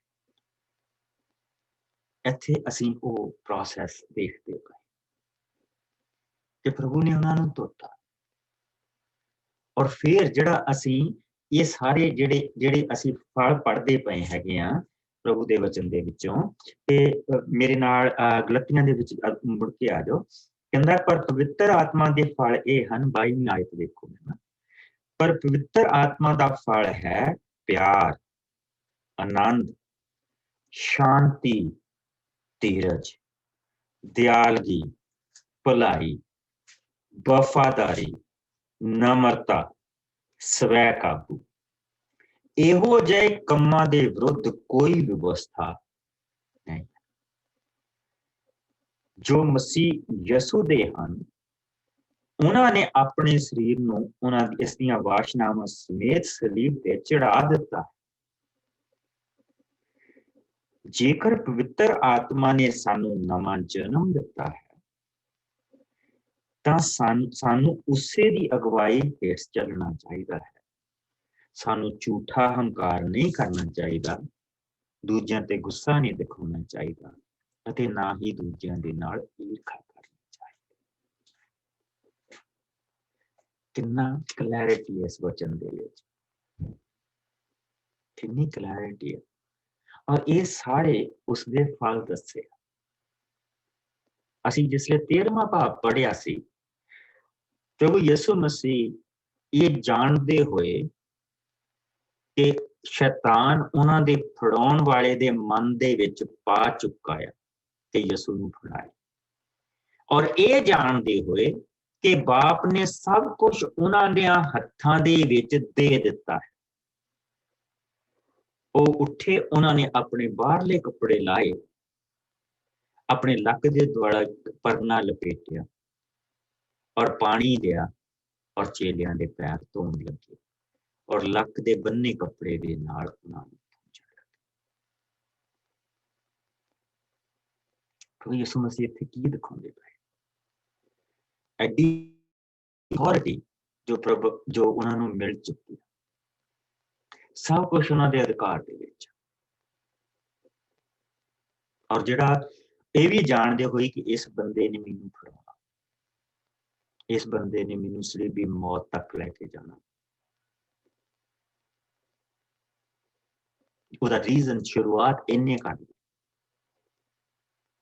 ਇਹ ਸਭ ਕੁਝ ਜਾਣਦੇ ਹਾਂ ਤੇ ਅਸੀਂ ਕੀ ਦੇਖਦੇ ਪਏ ਹਾਂ? ਦੇਖੋ, ਅਸੀਂ ਇੱਕ ਪ੍ਰਭੂ ਯਿਸੂ ਨੇ ਚੇਲਿਆਂ ਨੂੰ ਦੱਸ ਨਹੀਂ ਦਿੱਤਾ ਕਿ ਇਹੋ ਹੀ ਬੰਦਾ ਜਿਹੜਾ ਮੈਨੂੰ ਫੜਵਾਏਗਾ, ਉਹਨਾਂ ਨੇ ਉੱਥੇ ਛੱਡ ਦਿੱਤਾ ਸੀ। ਅਸੀਂ ਭਲਾਈ, ਵਫਾਦਾਰੀ, ਚੇਲਿਆਂ ਦੇ ਨਾਲ ਪਿਆਰ, ਉਹਨਾਂ ਦੇ ਲਈ ਇੱਕ ਆਨੰਦ, ਸ਼ਾਂਤੀ, ਧੀਰਜ, ਦਿਆਲਗੀ ਉਸ ਬੰਦੇ ਦੇ ਉੱਤੇ, ਨਮਰਤਾ, ਸਵੈ ਕਾਬੂ, ਕਿਹਦੇ ਗਿਫਟ ਦਾ, ਕਿਹਦੇ ਫਲ ਸੀਗੇ? ਜੋ ਕੁਛ ਮੇਰਾ ਸੀ ਉਹ ਤਾਂ ਉਹਨੇ ਧੋ ਦਿੱਤਾ, ਤੇ ਫਿਰ ਦਿੱਤਾ ਕੀ ਉਸਨੇ? ਆਪਣਾ ਆਪ।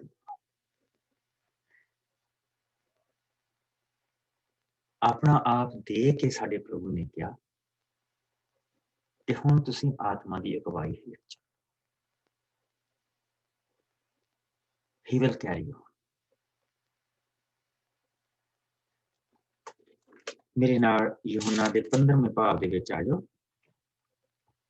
ਪ੍ਰਭੂ ਯਿਸੂ ਮਸੀਹ ਨੇ ਇਸ ਚੀਜ਼ ਨੂੰ ਬਿਲਕੁਲ ਕਲੀਅਰਲੀ ਇਸ ਹਿੱਸੇ ਦੇ ਵਿੱਚ ਖੋਲ ਕੇ ਸਾਨੂੰ ਦੇ ਦਿੱਤਾ। ਇਸ ਦੀਆਂ ਪਹਿਲੀਆਂ 17 ਆਇਤਾਂ ਅਸੀਂ ਪੜਾਂਗੇ, ਜਿਸ ਨੂੰ ਮਿਲ ਜਾਏ ਉਸ ਨੂੰ ਪੜ੍ਹਦਾ। 193 ਪੇਜ ਦੇ ਉੱਤੇ ਆ। ਪਾਸਟਰ ਜੀ ਮੈਂ ਪੜ੍ਹ ਦਿੰਨੀ ਆ। ਗੋ ਅਹੈਡ ਮੇਰੇ ਪਿਆਰੇ।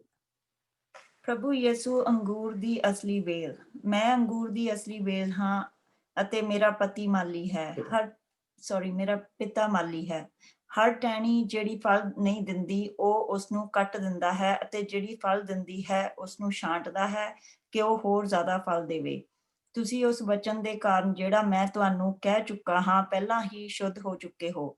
ਮੇਰੇ ਵਿੱਚ ਰਹੋ ਜਿਸ ਤਰ੍ਹਾਂ ਮੈਂ ਤੁਹਾਡੇ ਵਿੱਚ ਹਾਂ। ਜਿਸ ਤਰ੍ਹਾਂ ਟਹਿਣੀ ਜੇਕਰ ਵੇਲ ਵਿੱਚ ਨਾ ਰਹੇ ਤਾਂ ਉਹ ਫਲ ਨਹੀਂ ਦਿੰਦੀ, ਉਸੇ ਤਰ੍ਹਾਂ ਜੇਕਰ ਤੁਸੀਂ ਮੇਰੇ ਵਿੱਚ ਨਾ ਰਹੋ ਤਾਂ ਫਲ ਨਹੀਂ ਸਕਦੇ।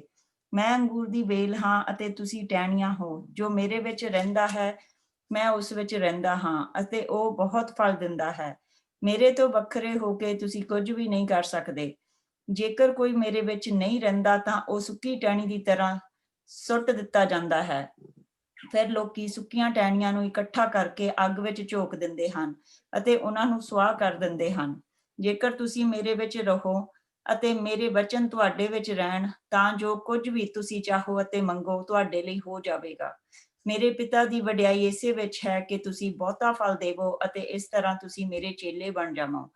ਜਿਸ ਤਰ੍ਹਾਂ ਮੇਰੇ ਪਿਤਾ ਨੇ ਮੈਨੂੰ ਪਿਆਰ ਕੀਤਾ ਹੈ ਉਸੇ ਤਰ੍ਹਾਂ ਮੈਂ ਵੀ ਤੁਹਾਨੂੰ ਪਿਆਰ ਕੀਤਾ ਹੈ। ਮੇਰੇ ਪਿਆਰ ਵਿੱਚ ਬਣੇ ਰਹੋ। ਜੇਕਰ ਤੁਸੀਂ ਮੇਰੀਆਂ ਆਗਿਆਵਾਂ ਨੂੰ ਮੰਨੋਗੇ ਤਾਂ ਤੁਸੀਂ ਮੇਰੇ ਪਿਆਰ ਵਿੱਚ ਬਣੇ ਰਹੋਗੇ, ਜਿਸ ਤਰ੍ਹਾਂ ਮੈਂ ਆਪਣੇ ਪਿਤਾ ਦੀਆਂ ਆਗਿਆਵਾਂ ਨੂੰ ਮੰਨਦਾ ਹਾਂ ਅਤੇ ਉਸਦੇ ਪਿਆਰ ਵਿੱਚ ਰਹਿੰਦਾ ਹਾਂ।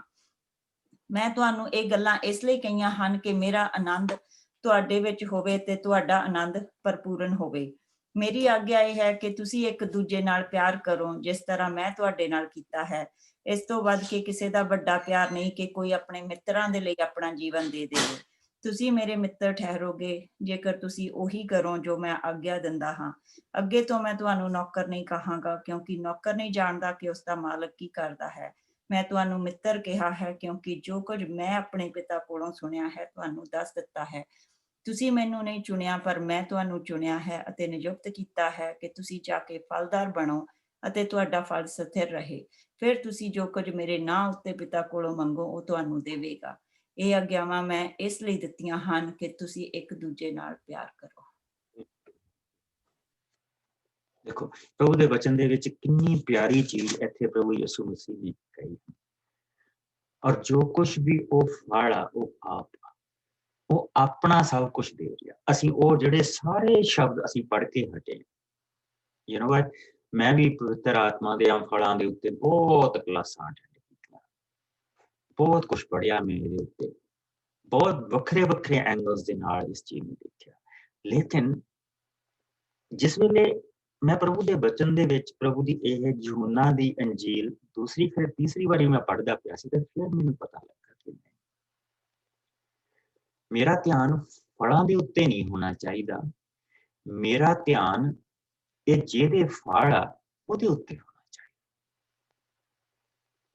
ਕਿਉਂਕਿ ਜਿਸ ਲਈ ਅਸੀਂ 13 ਤੋਂ ਲੈ ਕੇ 15 ਤਾਈਂ ਪੜ੍ਹਦੇ ਪਏ ਹਾਂ, ਐਕਚੁਅਲੀ 16-17 ਤੱਕ ਪੜ੍ਹਦੇ ਪਏ ਹਾਂ, ਤੇ ਇਹ ਸਾਰੀਆਂ ਚੀਜ਼ਾਂ ਪ੍ਰਭੂ ਯਿਸੂ ਮਸੀਹ ਨੇ ਆਪਣੇ ਬਾਰੇ ਦੱਸੀਆਂ। ਜੇ ਨਮਰਤਾ ਸੀ ਤੇ ਪ੍ਰਭੂ ਯਿਸੂ ਮਸੀਹ ਨੇ ਆਪਣੀ ਨਮਰਤਾ ਦਿਖਾਈ। ਜੇ ਸ਼ਾਂਤੀ ਸੀ ਤਾਂ ਉਸਨੇ ਕਿਹਾ ਮੈਂ ਤੁਹਾਨੂੰ ਆਪਣੀ ਸ਼ਾਂਤੀ ਦਿੰਦਾ, ਤੁਹਾਡਾ ਦਿਲ ਨਾ ਘਬਰਾਏ, ਮੈਂ ਤੁਹਾਨੂੰ ਉਸ ਤਰ੍ਹਾਂ ਦੀ ਸ਼ਾਂਤੀ ਨਹੀਂ ਦਿੰਦਾ ਜਿਸ ਤਰ੍ਹਾਂ ਦੀ ਜਗਤ ਦਿੰਦਾ, ਤੁਸੀਂ ਨਾ ਡਰਨਾ। ਸੋ ਉੱਥੋਂ ਸਾਨੂੰ ਇਹ ਚੀਜ਼ ਦਾ ਪਤਾ ਲੱਗਦਾ ਹੈ ਕਿ ਹਰ ਇੱਕ ਚੀਜ਼ ਜਿਹੜੀ ਪ੍ਰਭੂ ਨੇ ਦਿੱਤੀ ਆ ਉਸਨੇ ਆਪਣੇ ਵਿੱਚੋਂ ਦਿੱਤੀ ਹੈ। ਜਿਸ ਤਰ੍ਹਾਂ ਕਿ ਇੱਕ ਅੰਗੂਰ ਦੀ ਟਾਹਣੀ ਦੇ ਉੱਤੇ, ਇੱਕ ਬੂਟੇ ਦੇ ਉੱਤੇ ਅਸੀਂ ਕਲਮ ਲਾ ਦਿੰਦੇ ਹਾਂ ਕੱਟ ਕੇ ਕਿ ਇਹਨੂੰ ਫਲ ਲੱਗੇਗਾ, ਤੇ ਉਹ ਜਿਹੜੀ ਦਾਬ ਉਹਦੇ ਉੱਤੇ ਲਾਈ ਹੁੰਦੀ ਆ ਤੇ ਉਸਨੂੰ ਜਿਹੜਾ ਰਸ ਆ ਨਾ ਸਾਰੇ ਦਾ ਸਾਰਾ ਉਹ ਐਕਚੁਅਲੀ ਜੜ ਦੇ ਰਹੀ, ਬਗੈਰ ਜੜ ਦੇ ਉਹ ਵੱਧ ਨਹੀਂ ਸਕਦਾ, ਪ੍ਰੋਸਪਰ ਨਹੀਂ ਕਰ ਸਕਦਾ। ਇਸ ਕਰਕੇ ਉਹਨਾਂ ਫਲਾਂ ਨੂੰ, ਇਸ ਤੋਂ ਪਹਿਲਾਂ ਕਿ ਅਸੀਂ ਸਾਰੇ ਫਲਾਂ ਤੇ ਧਿਆਨ ਦਿੰਦੇ ਰਹੀਏ, ਤਾਂ ਸਭ ਤੋਂ ਪਹਿਲਾਂ ਤਾਂ ਜਿਹੜੀਆਂ ਸਾਡੇ ਅੰਦਰ ਬੁਰਾਈਆਂ ਹੈ ਉਹਨਾਂ ਨੂੰ ਸਾਨੂੰ ਸਮਝਣਾ ਪੈਣਾ, ਉਹਨੂੰ ਮੈਨੂੰ ਸਮਝਣਾ ਪੈਣਾ, ਜਿੱਦਾਂ ਸੰਤ ਪੌਲ ਨੇ ਆਪਣੀਆਂ ਖੋਲ ਕੇ ਮੋਹਰੇ ਰੱਖ ਦਿੱਤੀ, ਏਦਾਂ ਮੈਨੂੰ ਵੀ ਆਪਣੀਆਂ ਖੋਲ ਕੇ ਪ੍ਰਭੂ ਦੇ ਮੂਹਰੇ ਰੱਖਣੀਆਂ ਪੈਣੀਆਂ ਜੋ ਮੇਰੇ ਵਿੱਚ ਕਮਜ਼ੋਰੀਆਂ। ਔਰ ਜਿਸ ਵੇਲੇ ਮੈਂ ਉਹ ਰੱਖੂੰਗਾ ਤਾਂ ਫਿਰ ਪ੍ਰਭੂ ਆਪਣਾ ਕੰਮ ਮੇਰੇ ਅੰਦਰ ਸ਼ੁਰੂ ਕਰਦਾ। ਤਾਂ ਉਸਨੇ ਸਾਨੂੰ, ਪ੍ਰਭੂ ਯਿਸੂ ਮਸੀਹ ਨੇ ਜਿਹੜੀ ਚੀਜ਼ ਸਾਨੂੰ ਇੱਥੇ ਦੱਸੀ ਆ ਉਹ ਇਹ ਦੱਸੀ ਆ ਕਿ ਉਹ ਜੜ ਮੈਂ ਆ, ਤੁਸੀਂ ਮੇਰੀਆਂ ਟਾਹਣੀਆਂ ਆ। ਔਰ ਜਿਹੜੀ ਟਾਹਣੀ ਫਲ ਨਹੀਂ ਦਿੰਦੀ ਉਸਨੂੰ ਮੈਂ ਕੱਟ ਦਿੰਦਾ, ਜਿਹੜੀ ਫਲਦਾਰ ਨਹੀਂ ਹੁੰਦੀ ਉਸਨੂੰ ਮੈਂ ਕੱਟ ਦਿੰਦਾ, ਪਰ ਜਿਹੜੀ ਫਲ ਦਿੰਦੀ ਆ ਉਸਨੂੰ ਮੈਂ ਛਾਂਗਦਾ ਹਾਂ ਤਾਂ ਕਿ ਉਹ ਹੋਰ ਫਲ ਦੇਵੇ, ਤਾਂ ਕਿ ਉਹ ਹੋਰ ਫਲ ਦੇਵੇ। ਔਰ ਉਸ ਤੋਂ ਬਾਅਦ ਪ੍ਰਭੂ ਨੇ ਬੜੀ ਪਿਆਰੀ ਚੀਜ਼ ਸਾਨੂੰ ਕਹੀ ਕਿ ਮੈਂ ਅੰਗੂਰ ਦੀ ਵੇਲ ਹਾਂ, ਤੁਸੀਂ ਮੇਰੀਆਂ ਟਾਹਣੀਆਂ ਹੋ। ਪੰਜਵੀਂ ਆਇਤ, ਜੋ ਮੇਰੇ ਵਿੱਚ ਰਹਿੰਦਾ ਹੈ, ਜੋ ਮੇਰੇ ਵਿੱਚ ਰਹਿੰਦਾ ਹੈ ਮੈਂ ਉਸ ਦੇ ਵਿੱਚ ਰਹਿੰਦਾ, ਉਹ ਬਹੁਤ ਫਲ ਦਿੰਦਾ ਹੈ। ਮੇਰੇ ਤੋਂ ਵੱਖਰੇ ਹੋ ਕੇ ਤੁਸੀਂ ਕੁਝ ਨਹੀਂ ਕਰ ਸਕਦੇ। ਜੇਕਰ ਕੋਈ ਮੇਰੇ ਵਿੱਚ ਨਹੀਂ ਰਹਿੰਦਾ ਤਾਂ ਉਹ ਸੁੱਕੀ ਟਾਹਣੀ ਦੀ ਤਰ੍ਹਾਂ ਸੁੱਟ ਦਿੱਤਾ ਜਾਂਦਾ ਹੈ। ਫਿਰ ਲੋਕੀ, ਇਸ ਚੀਜ਼ ਤੇ ਧਿਆਨ ਦਿਓ, ਅਸੀਂ ਕਦੀ ਵੀ ਜਿਸ ਵੇਲੇ ਵੀ ਅਸੀਂ ਸਲਿਪ ਹੁੰਦੇ ਹਾਂ ਲੋਕਾਂ ਦੇ ਕਰਕੇ ਹੁੰਦੇ, ਖੁਸ਼ ਕਰਦੇ ਹਾਂ ਅਸੀਂ ਉਹਨਾਂ ਨੂੰ ਕਿਸੇ ਨਾ ਕਿਸੇ ਤਰੀਕੇ, ਔਰ ਉਹ ਸਾਡੀ ਸਲਿੱਪਰੀ ਸਲੋਪ ਹੁੰਦੀ ਹੈ। ਉਹ ਕਹਿੰਦਾ ਉਹੀ ਲੋਕ ਤੁਹਾਨੂੰ ਇਕੱਠੇ ਕਰਨਗੇ ਤਾਂ ਅਗਲਾ, ਫਿਰ ਲੋਕੀ ਉਹਨਾਂ ਟਾਹਣੀਆਂ ਨੂੰ ਇਕੱਠਾ ਕਰਕੇ ਅੱਗ ਦੇ ਵਿੱਚ ਝੋਂਕ ਦਿੰਦੇ ਹਨ ਅਤੇ ਉਹਨਾਂ ਨੂੰ ਸੁਆਹ ਕਰ ਦਿੰਦੇ। ਸੋ ਜਿਨ੍ਹਾਂ ਨੂੰ ਮੈਂ ਖੁਸ਼ ਕਰਨ ਦੀ ਕੋਸ਼ਿਸ਼, ਪਰ ਜੇਕਰ ਤੁਸੀਂ ਮੇਰੇ ਵਿੱਚ ਰਹੋ, ਪ੍ਰਭੂ ਕਹਿੰਦਾ, ਪਰ ਜੇਕਰ ਤੁਸੀਂ ਮੇਰੇ ਵਿੱਚ ਰਹੋ, ਮੇਰੇ ਵਚਨ ਤੁਹਾਡੇ ਵਿੱਚ ਰਹਿਣ, ਤਾਂ ਜੋ ਕੁਝ ਤੁਸੀਂ ਚਾਹੋ ਮੰਗੋ ਤੁਹਾਡੇ ਲਈ ਹੋ ਜਾਏਗਾ। ਮੇਰੇ ਪਿਤਾ ਦੀ ਵਡਿਆਈ ਇਸੇ ਵਿੱਚ ਹੈ ਕਿ ਤੁਸੀਂ ਬਹੁਤਾ ਫਲ ਦੇਵੋ ਅਤੇ ਇਸ ਤਰ੍ਹਾਂ ਤੁਸੀਂ ਮੇਰੇ ਚੇਲੇ ਬਣ ਜਾਵੋ। ਜਿਸ ਤਰ੍ਹਾਂ ਮੇਰੇ ਪਿਤਾ ਨੇ ਮੈਨੂੰ ਪਿਆਰ ਕੀਤਾ, ਉਸੇ ਤਰ੍ਹਾਂ ਮੈਂ ਤੁਹਾਨੂੰ ਪਿਆਰ ਕੀਤਾ ਹੈ। ਮੇਰੇ ਪਿਆਰ ਵਿੱਚ ਬਣੇ ਰਹੋ। ਜੇਕਰ ਤੁਸੀਂ ਮੇਰੀਆਂ ਆਗਿਆਵਾਂ ਨੂੰ ਮੰਨੋਗੇ ਤਾਂ ਤੁਸੀਂ ਮੇਰੇ ਪਿਆਰ ਦੇ ਵਿੱਚ ਬਣੇ ਰਹੋਗੇ, ਜਿਸ ਤਰ੍ਹਾਂ ਮੈਂ ਆਪਣੇ ਪਿਤਾ ਦੀ ਆਗਿਆਵਾਂ ਨੂੰ ਮੰਨਦਾ ਹਾਂ ਅਤੇ ਉਸਦੇ ਪਿਆਰ ਦੇ ਵਿੱਚ ਬਣਿਆ ਰਹਿੰਦਾ। ਮੈਂ ਇਹ ਗੱਲਾਂ ਤੁਹਾਨੂੰ ਇਸ ਲਈ ਕਹੀਆਂ ਹਨ ਕਿ ਮੇਰਾ ਆਨੰਦ ਤੁਹਾਡੇ ਵਿੱਚ ਹੋਵੇ। ਜਿਹੜਾ ਸਭ ਤੋਂ ਪਹਿਲਾ ਫਲ ਉਸਨੇ ਕਿਹਾ ਆਨੰਦ। ਮੇਰਾ ਆਨੰਦ ਤੁਹਾਡੇ ਵਿੱਚ ਹੋਵੇ ਔਰ ਤੁਹਾਡਾ ਆਨੰਦ ਪਰਿਪੂਰਨ ਹੋ ਜਾਵੇ।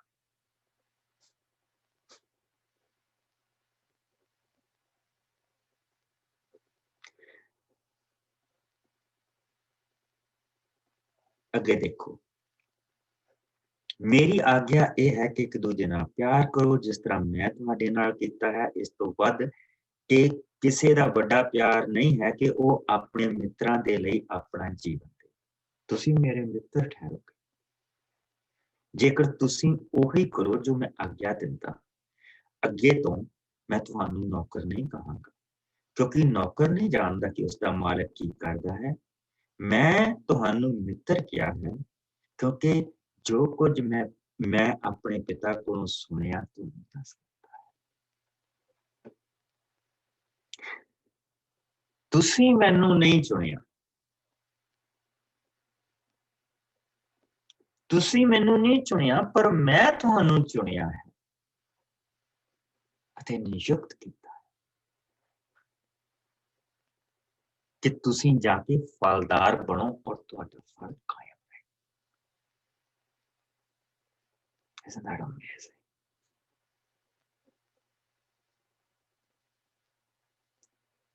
ਔਰ ਇਸ ਕਰਕੇ ਉਹਨਾਂ ਨੇ ਅੱਗੇ ਕਿਹਾ, ਫਿਰ ਜੋ ਕੁਝ ਤੁਸੀਂ ਮੇਰੇ ਨਾਂ ਦੇ ਉੱਤੇ ਪਿਤਾ ਕੋਲੋਂ ਮੰਗੋਗੇ ਉਹ ਤੁਹਾਨੂੰ ਦੇਵੇਗਾ। ਦੋ ਵਾਰੀ ਪ੍ਰਭੂ ਨੇ ਦੇਖੋ ਇਸ ਵਚਨ ਦੇ ਵਿੱਚ ਇਹ ਚੀਜ਼ਾਂ ਕਹੀਆਂ ਔਰ ਦੋ ਮਹਾਨ ਸੱਚਾਈਆਂ ਪ੍ਰਭੂ ਨੇ ਸਾਨੂੰ ਇਹਦੇ ਵਿੱਚ ਦਿੱਤੀਆਂ, ਜਿਹੜੀਆਂ ਮੇਨ ਦੋ ਆਇਤਾਂ 15ਵੇਂ ਭਾਗ ਦੇ ਵਿੱਚ। ਉਹ ਹੈ ਪਹਿਲੀ 11ਵੀਂ ਆਇਤ, ਮੈਂ ਤੁਹਾਨੂੰ ਇਹ ਗੱਲਾਂ ਇਸ ਲਈ ਕਹੀਆਂ ਹਨ ਕਿ ਮੇਰਾ ਆਨੰਦ ਤੁਹਾਡੇ ਵਿੱਚ ਹੋਵੇ ਅਤੇ ਤੁਹਾਡਾ ਆਨੰਦ ਪਰਿਪੂਰਨ ਹੋ ਜਾਵੇ। ਤੇ ਦੂਸਰੀ ਕੀਵਰਡਸ ਹੈਗੀ ਇਹਦੀ 16ਵੀਂ। ਤੁਸੀਂ ਮੈਨੂੰ ਨਹੀਂ ਚੁਣਿਆ ਹੈ, ਪਰ ਮੈਂ ਤੁਹਾਨੂੰ ਚੁਣਿਆ ਹੈ ਅਤੇ ਨਿਯੁਕਤ ਕੀਤਾ ਹੈ ਕਿ ਤੁਸੀਂ ਫਲਦਾਰ ਬਣੋ ਅਤੇ ਤੁਹਾਡਾ ਫਲ ਸਥਿਰ ਰਹੇ। ਬਣਿਆ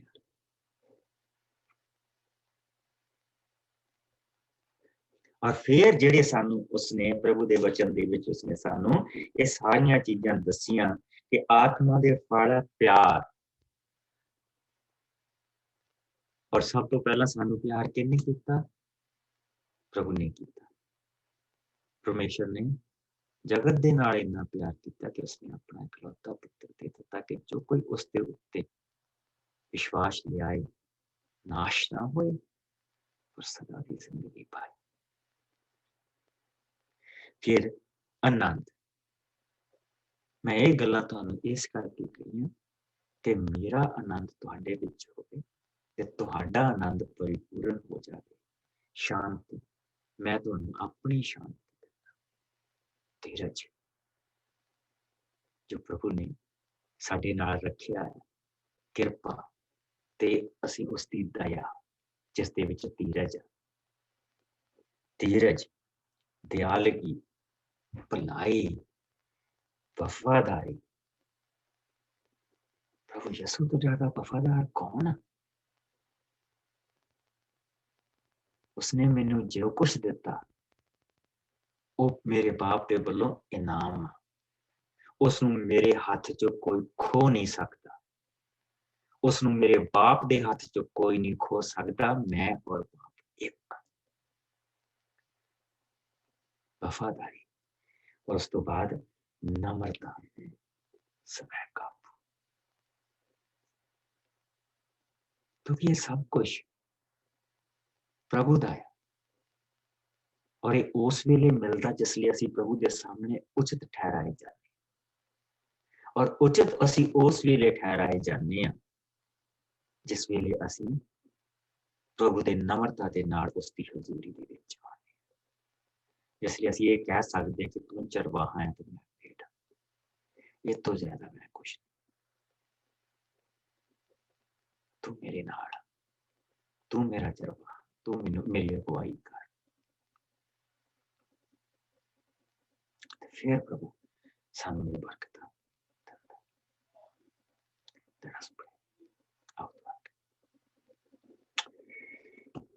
ਪ੍ਰਭੂ ਜੀ ਤੇਰਾ ਬਹੁਤ ਸ਼ੁਕਰ ਕਰਦੇ ਹਾਂ ਇਸ ਸਮੇਂ ਦੇ ਲਈ ਜੋ ਤੂੰ ਸਾਨੂੰ ਬਖਸ਼ਿਆ। ਤੇਰੇ ਵਚਨ ਦੇ ਵਿੱਚੋਂ ਪ੍ਰਭੂ ਜੀ ਅਸੀਂ ਬਹੁਤ ਕੁਛ ਦੇਖਿਆ, ਲੇਕਿਨ ਜ਼ਿਆਦਾ ਧਿਆਨ ਖੁਦਾਵੰਦ ਮੈਂ ਪ੍ਰਭੂ ਯਿਸੂ ਤੇਰੇ ਵੱਲ ਰੱਖਣਾ ਚਾਹੁੰਦਾ ਸੀ ਕਿ ਸਾਡੇ ਯਿਸੂ ਨੇ ਸਾਡੇ ਲਈ ਸਾਰਾ ਕੁਛ ਕੀਤਾ। ਜੇ ਪੁਰਾਣੇ ਨਿਯਮ 'ਚ ਇਹ ਕਿਹਾ ਗਿਆ ਕਿ ਮੈਂ ਧੋਊਂਗਾ ਤੇ ਯਿਸੂ ਨੇ ਸਾਨੂੰ ਧੋਤਾ। ਕਿ ਉਸਨੇ ਕਿਹਾ ਕਿ ਮੈਂ ਨਵਾਂ ਦਿਲ ਦਊਂਗਾ ਤੇ ਯਿਸੂ ਨੇ ਸਾਨੂੰ ਦਿੱਤਾ। ਉਸਨੇ ਉਹ ਵਿਵਸਥਾ ਦੀਆਂ ਪੁੱਟੀਆਂ ਵਾਲਾ ਦਿਲ ਅੰਦਰੋਂ ਕੱਢ ਦਿੱਤਾ ਜੋ ਪੱਥਰ ਦੀਆਂ ਬਣੀਆਂ ਸੀ। ਉਸ ਦੀ ਜਗ੍ਹਾ ਤੇ ਪ੍ਰਭੂ ਜੀ ਉਸਨੇ ਆਪਣੀ ਰਹਿਮ ਔਰ ਦਇਆ ਸਾਡੇ ਅੰਦਰ ਪਾਈ। ਮੇਰੇ ਪਿਆਰੇ ਪ੍ਰਭੂ, ਅਸੀਂ ਸਾਰੇ ਇਸ ਰਸਤੇ ਤੇ ਚੱਲ ਰਹੇ ਹਾਂ ਪ੍ਰਭੂ ਜੀ, ਤੇਰੀ ਇਸੇ ਸ਼ਾਂਤੀ, ਆਨੰਦ, ਰਹਿਮ ਦੇ ਰਸਤੇ ਤੇ। ਔਰ ਬਹੁਤ ਸਾਰੀਆਂ ਪ੍ਰਭੂ ਜੀ ਪੁਰਾਣੀਆਂ ਚੀਜ਼ਾਂ ਫਿਰ ਜਾਗਦੀਆਂ। ਪਰ ਤੇਰਾ ਸ਼ੁਕਰ ਹੈ ਖੁਦਾਵੰਦ ਜਦ ਸਾਡਾ ਅੰਦਰ ਅੰਤਕਰਨ ਉਹਨਾਂ ਨੂੰ ਦੇਖਦਾ ਤੇ ਜਾਣਦਾ ਤੇ ਖੁਦਾਵੰਦ ਸਾਡਾ ਅੰਦਰ ਉਸ ਸ਼ਰਮਿੰਦਗੀ ਦੇ ਨਾਲ ਪ੍ਰਭੂ ਜੀ ਤੇਰੇ ਕੋਲ ਹੁੰਦਾ। ਤੇਰਾ ਸ਼ੁਕਰ ਕਰਦੇ ਕਿ ਤੂੰ ਉਸਨੂੰ ਸਾਡੀ ਬੇਇੱਜ਼ਤੀ ਨਹੀਂ ਬਣਾਉਂਦਾ, ਬਲਕਿ ਪ੍ਰਭੂ ਜੀ ਤੂੰ ਸਾਨੂੰ ਅੰਦਰੋਂ ਧੋਣਾ, ਸਾਫ਼ ਕਰਦਾ ਔਰ ਆਪਣੀ ਤਾਕਤ ਦੇਣਾ ਕਿ ਅਸੀਂ ਤੇਰੇ ਪਿੱਛੇ ਚੱਲ ਸਕੀਏ। ਮੇਰੇ ਪਿਆਰੇ ਪ੍ਰਭੂ, ਤੇਰਾ ਬਹੁਤ ਸ਼ੁਕਰ ਕਰਦੇ, ਤੇਰੀ ਦਇਆ, ਤੇਰੇ ਰਹਿਮ, ਤੇਰੇ ਪਿਆਰ ਦੇ, ਤੇਰੀ ਕਿਰਪਾ ਦੇ ਲਈ ਜੋ ਤੂੰ ਸਾਡੇ ਉੱਤੇ। ਪ੍ਰਭੂ ਜੀ ਰਹਿਮ ਕਰੀ, ਦਇਆ ਕਰੀ, ਸਾਨੂੰ ਸੰਭਾਲ ਕੇ ਰੱਖੀ, ਸਾਡਾ ਧਿਆਨ ਆਪਣੇ ਵੱਲ ਲਾ ਕੇ ਰੱਖੀ। ਸਾਡਾ ਧਿਆਨ ਤੇਰੀ ਉਸ ਸਲੀਬ ਦੇ ਵੱਲ ਲੱਗਾ ਰਹੇ ਜਿੱਥੋਂ ਪ੍ਰਭੂ ਜੀ ਸਾਡੇ ਲਈ ਕਿਰਪਾ ਡੁੱਲੀ ਸੀ, ਜਿੱਥੇ ਸਾਡੀ ਮੁਕਤੀ ਆ ਪ੍ਰਭੂ ਜੀ, ਜਿੱਥੋਂ ਸਾਡੀ ਸ਼ਾਂਤੀ, ਆਰਾਮ, ਪਿਆਰ, ਮਾਫੀ ਸਭ ਕੁਛ। ਪਿਆਰੇ ਪ੍ਰਭੂ, ਅਸੀਂ ਤੇਰਾ ਬਹੁਤ ਸ਼ੁਕਰ ਕਰਦੇ। ਆਉਣ ਵਾਲਿਆਂ ਦਿਨਾਂ 'ਚ ਤੂੰ ਸਾਡੀ ਮਦਦ ਕਰਨੀ ਪ੍ਰਭੂ ਜੀ। ਬੁਰੇ ਔਰ ਬੁਰਾਈ ਤੋਂ ਸਾਨੂੰ ਬਚਾ ਕੇ ਰੱਖ, ਆਪਣੇ ਵਿੱਚ ਪ੍ਰਭੂ ਜੀ ਵਧਾ ਕੇ ਰੱਖ। ਸਾਡੇ ਅੱਗੇ, ਸਾਡੇ ਪਿੱਛੇ ਤੇਰੀ ਰਾਖੀ, ਸਾਡੇ ਸੱਜੇ, ਸਾਡੇ ਖੱਬੇ ਤੇਰੀ ਕਿਰਪਾ, ਤੇਰੀ ਦਇਆ, ਸੁਰਗ ਤੋਂ ਤੇਰੀ ਨਿਗਾਹਬਾਨੀ, ਪੈਰਾਂ 'ਚ ਪ੍ਰਭੂ ਜੀ ਤੇਰਾ ਰਸਤਾ, ਸੱਚਾ ਰਸਤਾ ਜੋ ਘਰ ਨਹੀਂ ਹੁੰਦਾ। ਸਾਡੇ ਅੰਦਰ ਪ੍ਰਭੂ ਜੀ ਤੇਰਾ ਆਤਮਾ, ਇਹ ਸੱਤੇ ਪਾਸਿਓਂ ਤੇਰੀ ਸੰਭਾਲ ਸਾਨੂੰ ਲੈ ਕੇ ਚੱਲੇ। ਹੇ ਪ੍ਰਭੂ ਜੀ, ਅਸੀਂ ਆਪਣੇ ਆਪ ਨੂੰ, ਆਪਣੇ ਪਰਿਵਾਰਾਂ ਨੂੰ ਤੇਰੇ ਪਵਿੱਤਰ ਹੱਥਾਂ ਦੇ ਵਿੱਚ ਦੇ। ਸਾਡੀਆਂ ਜ਼ਰੂਰਤਾਂ ਨੂੰ ਤੂੰ ਜਾਣਦਾ ਪ੍ਰਭੂ ਜੀ, ਤੂੰ ਉਹਨਾਂ ਨੂੰ ਕਰ ਤੋਂ ਪੂਰੀਆਂ ਕਰ। ਔਰ ਪ੍ਰਭੂ ਜੀ ਸਾਨੂੰ ਤੂੰ ਜਾਣਦਾ, ਇਸ ਕਰਕੇ ਖੁਦਾਵੰਦ ਤੂੰ ਸਾਨੂੰ ਦੋ ਔਰ ਸਾਨੂੰ ਆਪਣੇ ਪਿੱਛੇ ਚਲਾ।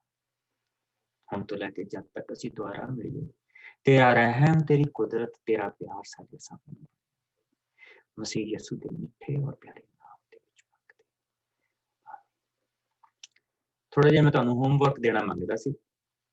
ਅਗਰ ਤੁਹਾਡੇ ਕੋਲ ਸਮਾਂ ਤੁਹਾਨੂੰ ਲੱਗੇ ਤਾਂ ਇਹ ਜਿਹੜੇ ਹਿੱਸੇ ਆ ਇਹਨਾਂ ਨੂੰ ਤੁਸੀਂ ਪੜ੍ਹਨਾ। ਅਜ਼ੀਕੀਅਲ ਦਾ 34 ਚੈਪਟਰ ਤੋਂ ਲੈ ਕੇ, ਕਿਉਂਕਿ ਅਸੀਂ ਟਿਊਜ਼ਡੇ ਨੂੰ, ਕੱਲ ਨੂੰ ਤਾਂ ਨਹੀਂ, ਟਿਊਜ਼ਡੇ ਨੂੰ ਅਸੀਂ ਇਸ ਬੁੱਕ ਨੂੰ ਖਤਮ ਕਰਨਾ। ਔਰ ਮੈਂ ਥੋੜਾ ਜਿਹਾ ਅਸੀਂ ਸਕੈਨ ਕਰਾਂਗੇ ਇਜ਼ੀਕੀਅਲ ਦਾ 34ਵੇਂ ਭਾਗ ਤੋਂ ਲੈ ਕੇ, ਔਰ 34ਵੇਂ ਭਾਗ ਦੇ ਵਿੱਚ ਬੜੀ ਪਿਆਰੀ ਚੀਜ਼ ਹੈ ਕਿ ਜਿਸ ਵੇਲੇ ਪ੍ਰਭੂ ਸਾਨੂੰ ਆਪਣੀ ਭੇਡ ਬਣਾਉਂਦਾ ਤੇ ਉਹ ਭੇਡ ਨੂੰ ਪ੍ਰੋਸੈਸ ਕਿੱਦਾਂ ਕਰਦਾ, ਉਸ ਨੂੰ ਕਿੱਦਾਂ ਮੁੜ ਕੇ ਤਗੜੀ ਕਿੱਦਾਂ ਕਰਦਾ। ਸੋ ਪੰਨਾ ਹੈਗਾ 1288 ਪੁਰਾਣੇ ਨਿਯਮ ਦਾ, 34 ਚੈਪਟਰ ਤੋਂ ਲੈ ਕੇ ਤਾਂ ਇਸ ਦੇ 37 ਚੈਪਟਰ ਤੱਕ 3 ਚੈਪਟਰ, ਅਗਰ ਤੁਹਾਡੇ ਕੋਲ ਸਮਾਂ ਲੱਗਾ ਤਾਂ ਤੁਸੀਂ ਇਹਨਾਂ ਨੂੰ ਪੜ੍ਹ ਕੇ ਰੱਖਿਓ। ਔਰ ਇਹਨਾਂ ਚੈਪਟਰਾਂ 'ਚ ਬਹੁਤ ਵੱਡੀ ਬਰਕਤ ਹੈ। ਇਹ ਸਾਰੇ ਚੈਪਟਰ ਸਾਡੇ ਆਉਣ ਵਾਲਿਆਂ ਦਿਨਾਂ ਦੇ ਵਿੱਚ ਪ੍ਰਭੂ ਨੇ ਕੀ ਕਰਨਾ ਸੀ, ਯਸੂ ਨੇ ਕੀ ਕਰਨਾ ਸੀ ਆ ਕੇ, ਇਹ ਸਾਰੇ ਚੈਪਟਰ ਉਸ ਦੇ 1290 ਕਿਹਾ ਤੁਸੀਂ? ਹਾਂਜੀ 1288 ਮਮ 1288 ਤੇ 34ਵਾਂ ਚੈਪਟਰ ਆ। ਅੱਛਾ ਹਾਂਜੀ 34 35 36 ਤੇ 37 4 ਚੈਪਟਰ, ਇਹਨਾਂ ਨੂੰ ਪੜ੍ਹਦੇ। ਅੱਛਾ ਅੱਛਾ, ਪ੍ਰਭੂ ਤੁਹਾਨੂੰ ਬਰਕਤ ਦੇ ਔਰ ਤੁਹਾਡੇ ਸਭ ਦੇ ਨਾਲ ਬਣਿਆ ਰਹੇ। Bless you.